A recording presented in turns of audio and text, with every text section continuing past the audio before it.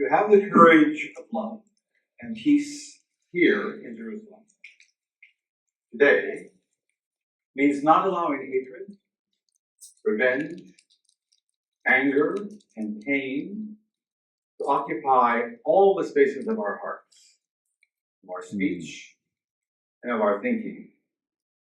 It means making a personal commitment to justice, being able to affirm and denounce the painful truth of injustice and evil that surrounds us without letting it pollute our relationships. And that's the goal this afternoon. To listen to one another, to learn from one another, to experience each other's thoughts, griefs, hopes, and desires. We're going to do that through a series of 3 different panels. The first one is based more academically, so I'm going to invite the members of the academic panel to come forward now. It'll be the same process for each panel. Each speaker will have approximately 10 to 12 minutes, and then we'll have some interaction between them. And then we will have questions from you. I'm not going to go through bios. They're printed in your program. 2 of the 3 speakers for this panel are present with us. The third, Dr. Qazwini, is ill, but he's going to make an effort to address us via Zoom. So we have Dr. Reuven Firestone and Dr. John Barton. Gentlemen, 10 minutes, and I'll give you the 2-minute warning. Hello, everyone. It's wonderful to be here. About 2 hours ago, I was thinking about my remarks, and I decided I would change them. So I think you'll see why. This will be a little bit less polished, I think, and less good on the timing. So help me with that. I know you will. But it'll be a little more, I think, from the heart. So let me begin and just tell you that, part of me wants to convince you all that Jews think that Jerusalem is a very holy and sacred city, despite the fact that Jews haven't really been working hard, it looks like, to come back to Jerusalem for thousands of years. That's something I want to say that doesn't mean that it's not a sacred place for Jews, and we'll get to that in a moment. I am involved in a group of Jews, Christians, and Muslims who are doing a program in Salzburg, Austria, in June, in which we are going to be examining between the 3 religious traditions what we share in holiness and sanctity, and what we can't share in holiness and sanctity. And it's a difficult discussion, but I think it applies also to Jerusalem. There are aspects that we share in its deep sense of beauty and sanctity, and then there are aspects that we do not share, that we have that are individual to our traditions and our experiences. So let me begin by, I already did begin. Yes, right. So I noted that. Yeah. Jerusalem has been the ancestral and spiritual homeland of the Jewish people since the 10th century BCE. And the Hebrew Bible refers to it as the city of God in Psalms, as joy, Gilah in Isaiah, as the tent of God in Jeremiah, the paragon of beauty in Lamentations. Its sanctity is based on the fact that it was the location of the ancient temple. That's it. Nothing particularly extraordinary happened there in Jewish tradition. Mount Sinai wasn't Mount Sinai. The parting of the Red Sea was in Egypt. What happened in Jerusalem? The biblical prophets didn't live there, didn't preach there, except for some house prophets from the kingdoms. So what makes Jerusalem sacred to Jews? It's the recollection of the temple. And the temple existed there for a long time, built by Solomon in 957 BCE. It stood for about 400 years before it was destroyed by the Babylonians. It was rebuilt under the patronage of King Cyrus of the Persian, who is called in the Hebrew Bible Mashiach Hashem, the Messiah of God. This is the Persian Shah. And then it was rebuilt at that time in 515, and it was then destroyed 350 years later by the Syrian Greeks, or the Assyrian Greeks, Seleucid king, Antiochus, rebuilt by Jews a few years later and rededicated. It stood again for a few hundred years, was rebuilt and refurbished by King Herod, and finally destroyed in 70 CE. So the Jews have attempted to return to Jerusalem several times en masse, and all of them have failed, and they resulted in the occasional destruction of thousands and even millions of Jews, not only from the destruction of the physical destruction, but also from displacement and starvation. The most famous attempt was the Bar Kokhba rebellion against the Roman occupation in the 2nd century, which failed.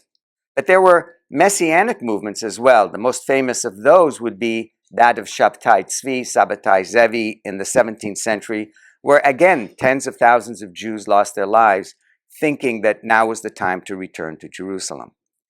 These movements developed because after the destruction of Jerusalem and the exile of Israel, Israel in Jewish parlance refers to a people. The state is called the State of Israel, meaning the state that in theory belongs, according to some, to the Israelite people, the Jews, right? So the traditional word in Jewish parlance for Jews is Israel. And so Israel tried to come back, and Jews have always lived under the assumption that someday God would bring Jews back to Jerusalem and the land. Jerusalem and the land. It's the place of ultimate divine redemption. It is symbolic of redemption. The problem was that because of its great sanctity, many young, hot-headed Jews believed that if they were pious enough and willing enough to engage in self-sacrifice on behalf of their belief in God, that God would grant them their wish and return them to the Holy Land. But it never actually worked. It was so destructive that the rabbis in the Talmud created safeguards to prevent the actualization of this desire to get back to the land of Israel. And there were 3 safeguards that were developed in the Talmud. One was an examination of what it means to be a hero. And the hero in the Talmud was not the great warrior, but rather the Talmud scholar. Another was to categorize 2 kinds of war: a war that's commanded by God and a war that is war for any other purpose. And the only wars that are commanded by God, according to the rabbis, are wars of defense and wars for the preservation or the conquest of the land that is commanded by God.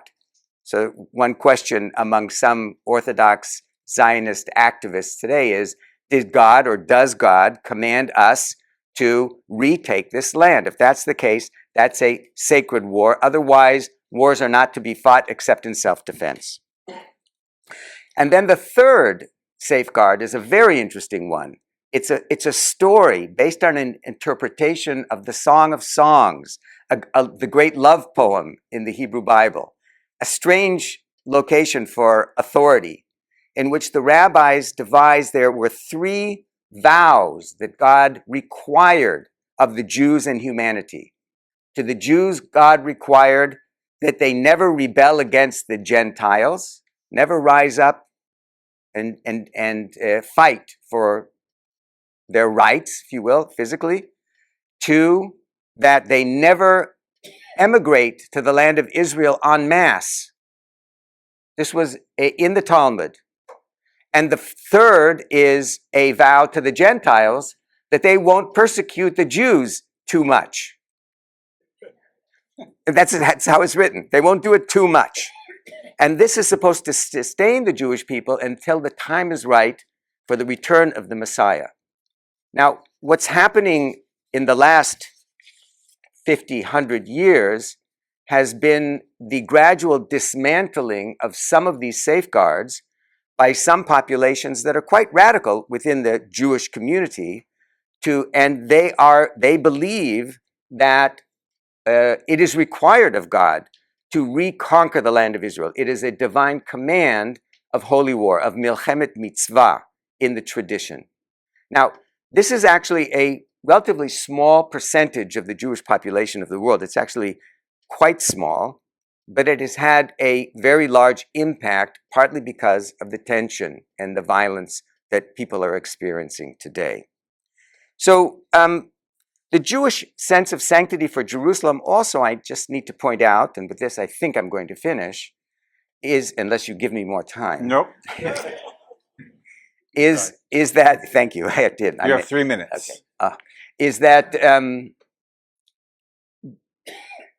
Jewish identity is not a purely religious identity, right?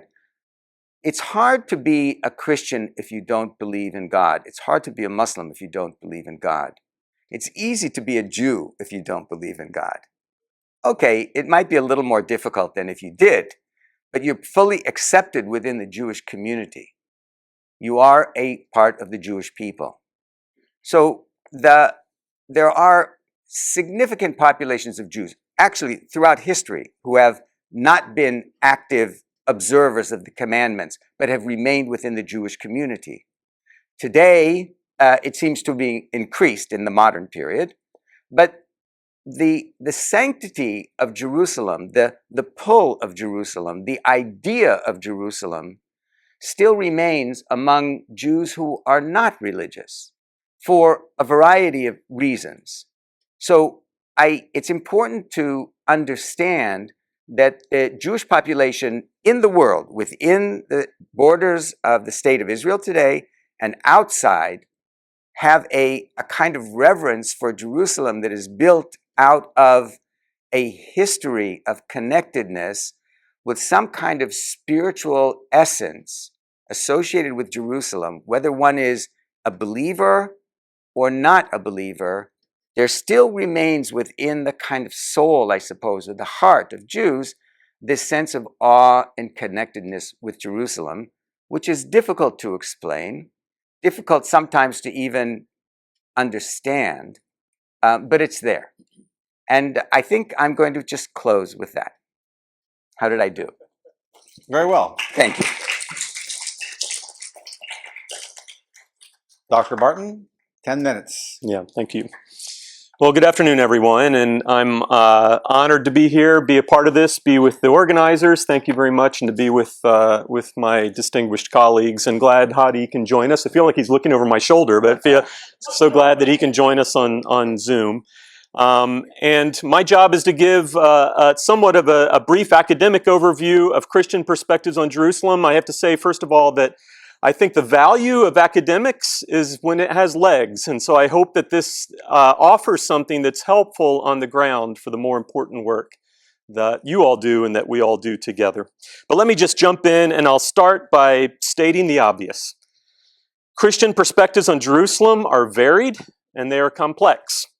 And when I was preparing these brief remarks, it reminded me of a story from some years ago of a teacher who was trying to teach Christian history and about all the different Christian traditions to a group of school children. And as he was going through this, a young boy on the front row raised his hand, and this young boy was trying so hard to keep up with the story and remember all the categories.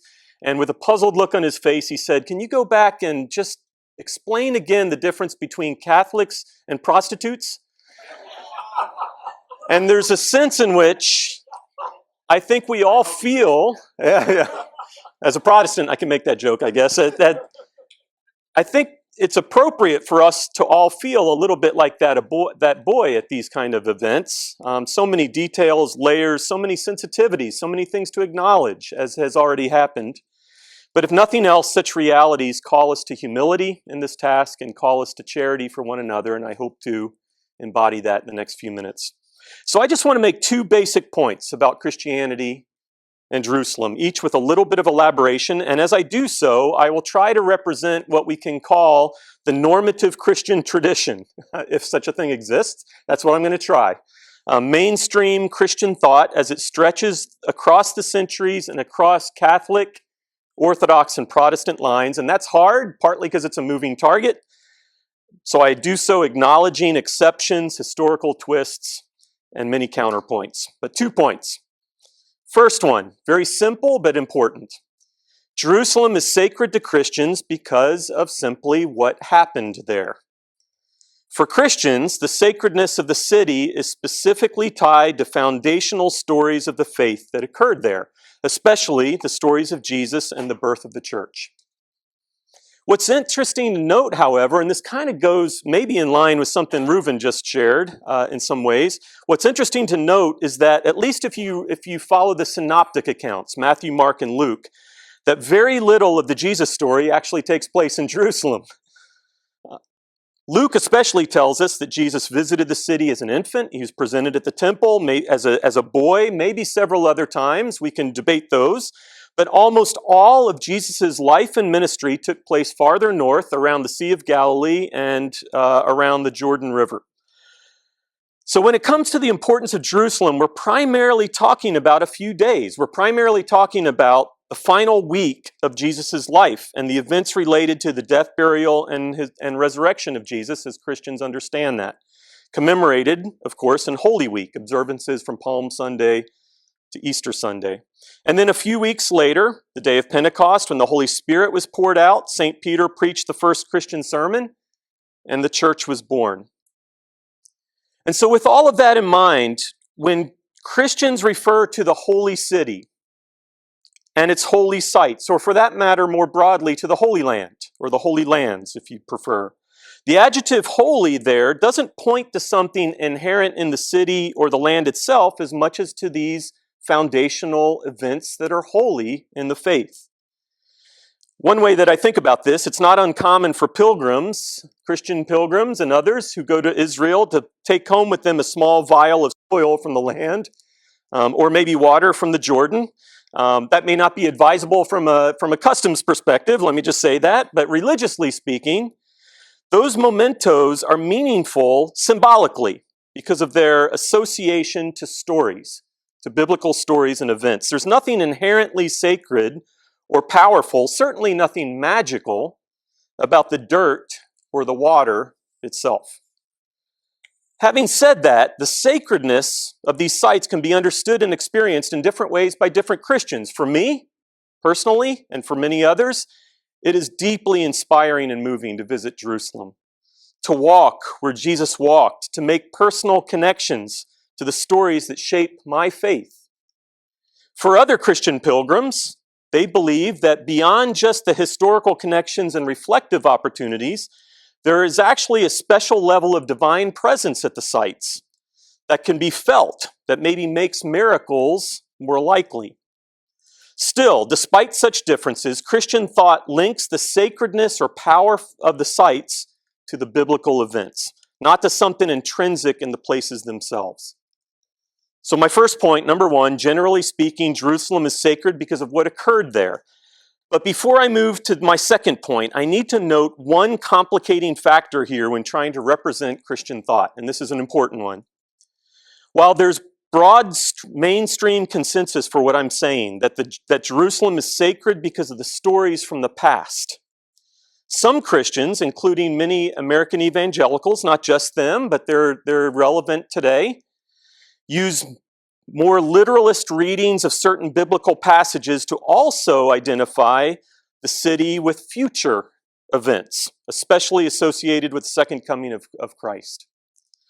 That is a huge topic, and I'm glad I'm almost out of time because I don't need to address that, but my main point here is simply to acknowledge such views, but also to note that identifying Jerusalem, or anywhere else for that matter, as the actual geographical location of Christ's return does not enjoy the same level of consensus in mainstream Christian thought, and the debates are often quite contentious, in part because of the political implications.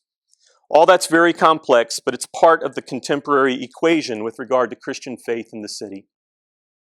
Now my second point, one that's maybe a little bit more subtle. Jerusalem is sacred to Christians because it is the epicenter of gospel expansion. Am I doing okay for a couple more minutes? Okay. Let me say that again. Jerusalem is sacred to Christians because it is the epicenter of gospel expansion. And here's what I mean. The Christian faith is defined by a gospel-framed, spirit-fueled movement from Jerusalem to the ends of the earth, to use the language of Acts chapter 1. So while the Christian story starts and is anchored in Jerusalem, I think it's important to say historically, ethnically, and theologically, the city's role is shaped by outward expansion and what we might consider a kind of centrifugal force. The centrifugal force, of course, is one that emanates outward from a center point. And so we see Jesus telling the Samaritan woman at the well in John chapter 4, for example, that, quote, a time is coming, Jesus says, when you will worship neither here in Samaria nor in Jerusalem, but rather in spirit and in truth. Because, Jesus says, God is spirit. This is also why in the letter to the Philippians, St. Paul calls Christians to think of themselves not primarily as members of a city or a culture or a nation. We are that, but not primarily, but as citizens of heaven. That's Philippians 3, verse 20. So we might say that mainstream Christian logic is less about going back to Jerusalem and more about going out from Jerusalem. And this is part of the reason why, for example, pilgrimages to the city are not obligatory. They're valued, but not obligatory. And why Christian prayers are not directed toward the city. One little side note here. There are strong traditions in which churches orient eastward, to the east, for a variety of reasons. But those traditions, those practices are not universal, and eastward orientation is not always directly linked to Jerusalem. Sometimes it is, sometimes it isn't. But before concluding, let me just note a couple complicating factors with regard to this second point, and then I'll be done. Sometimes expansionist themes in Christian thought that I've just described are used by Christians to render Jews and Judaism as irrelevant to Christianity. Or worse, Jews are treated as a negative foil to Christianity, which then fuels anti-Judaic and anti-Semitic impulses. This is a serious matter historically and today, as we all know, but it's at least worth noting that the expansive logic of the gospel can also be understood in ways that include Jews and align theologically with Judaism. It's a point of debate in Christian theology. Second complication, and then I'll conclude. There is an alarming increase in today's world of Christian nationalism, including places like Russia and the US and elsewhere. I guess I should say newsflash, by the way, if you've been living under a rock. There's much to say about this as well. But for many Christians, myself included, the universalizing citizens of heaven logic actually provides a powerful check. I would offer the most powerful check from within Christianity to all forms of Christian nationalism wherever they appear. And that's a really important point, but maybe one for another event. And with that, I think my time is up. So I'll Perfect stop timing. there. Perfect timing. Thank you, Doctor. Yeah.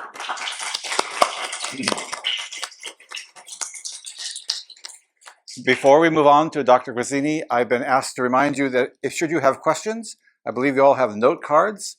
Please write the question on those note cards, and then James and Jacques are going to go around and collect those cards so that we'll be able to engage in some discussion afterwards. Dr. Qazwini, we're very thankful that your health has improved and you're able to join us via Zoom. Thank you. Can you hear me? We can hear you, yes.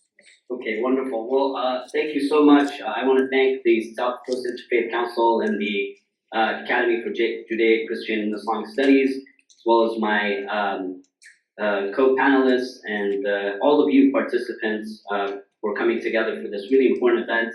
I apologize I'm not able to be with you in person, but I'm very grateful to be able to join you virtually at least. So I thank my colleagues, Dr. Reuven, Firestone, and Dr. John Barton for doing an outstanding job of encapsulating all of Jewish academic and Christian academic perspectives on Jerusalem in 10 minutes. That was fantastic. And we'll try to do the same with respect to Islam. I'll try. So, Islam is the third of the Abrahamic traditions. From the perspective of Muslims, Islam is the last revealed divine message. And the major figure in the Islamic tradition is the Prophet Muhammad, who was born in 570 and dies in 632 of the Common Era. And in Muslim tradition, he is considered the seal of the prophets.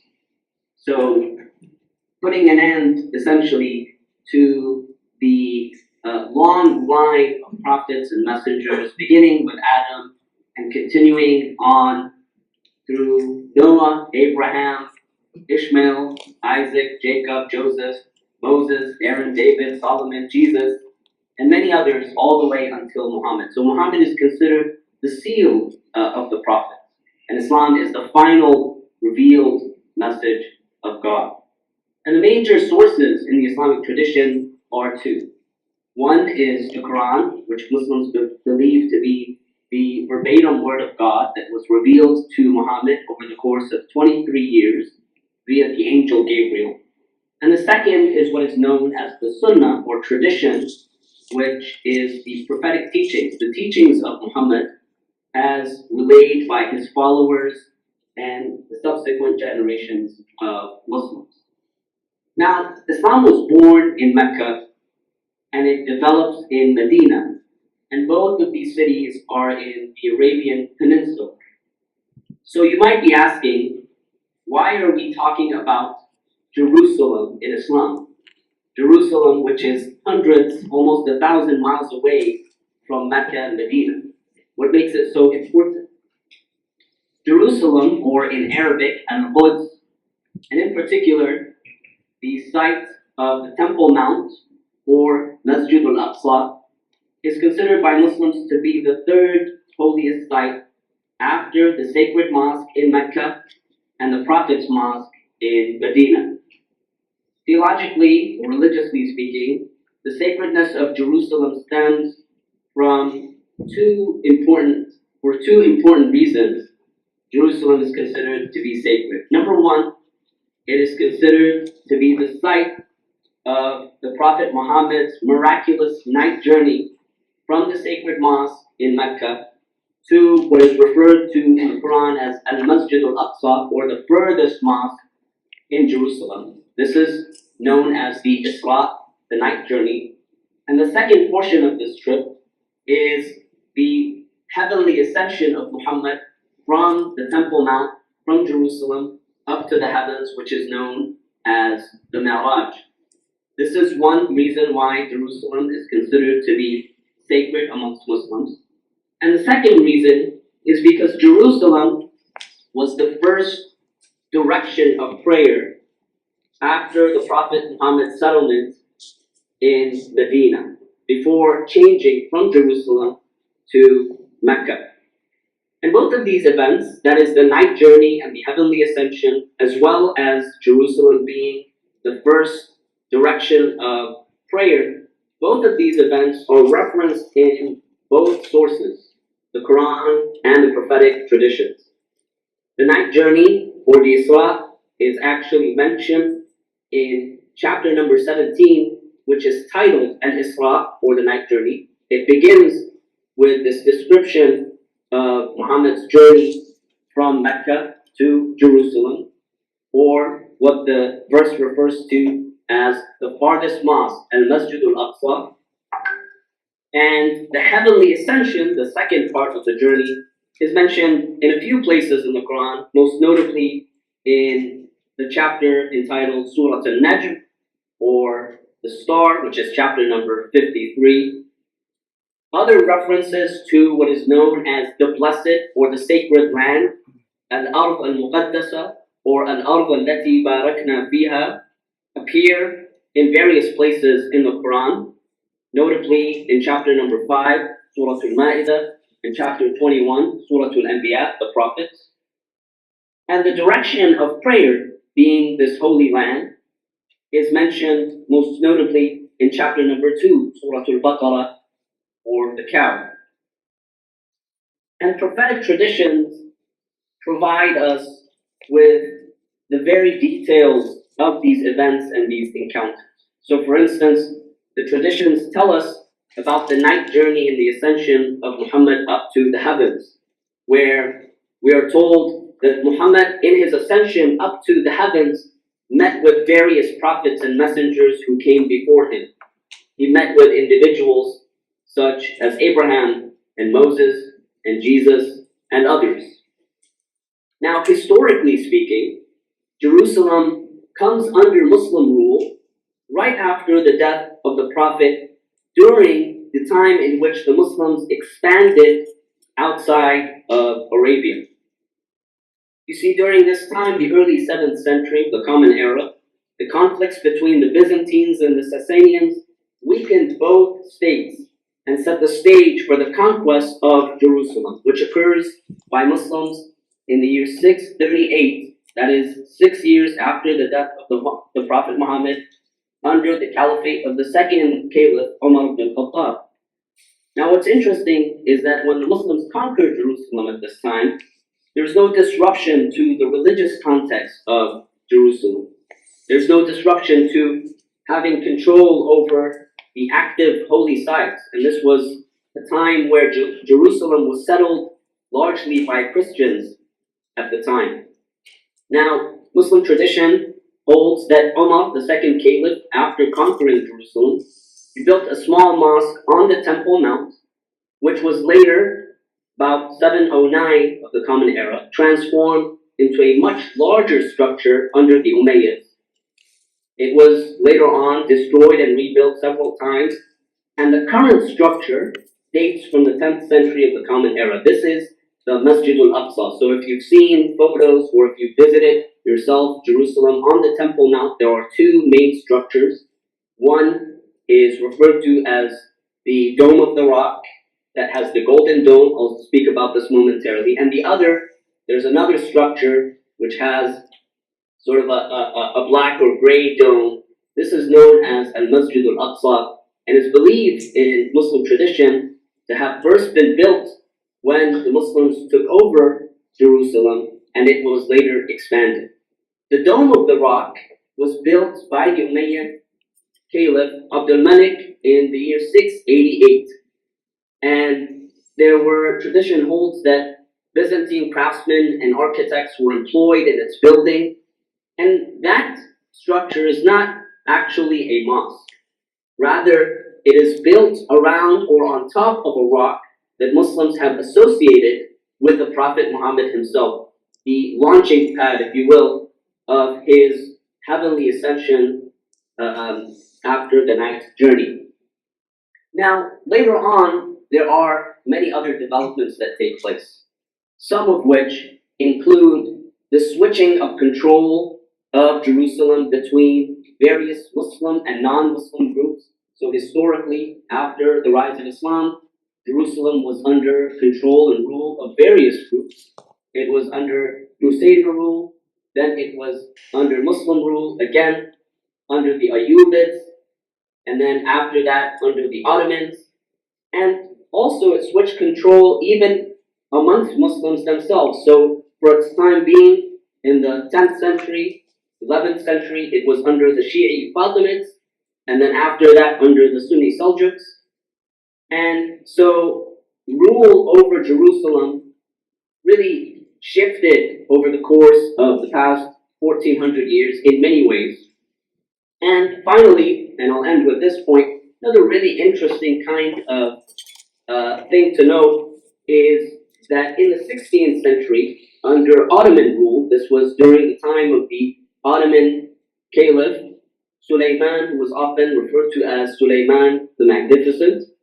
It was during this time in the 16th century that the Ottomans poured enormous resources into rebuilding and expanding Jerusalem, rebuilding the walls of Jerusalem. So the walls of the old city date back to the 16th century, and Also, interestingly, and I'll end with this point, it is that during Suleiman's time, he in fact excavates the site of the western wall of the Temple Mount, and he does so in order to be able to facilitate Jewish worship. So you have a lot of really interesting developments. Of course, we can't go through all of them, but really interesting kind of developments that happen over the course of history and further developments after the fall of the Ottoman Empire and in the last 200 or so years.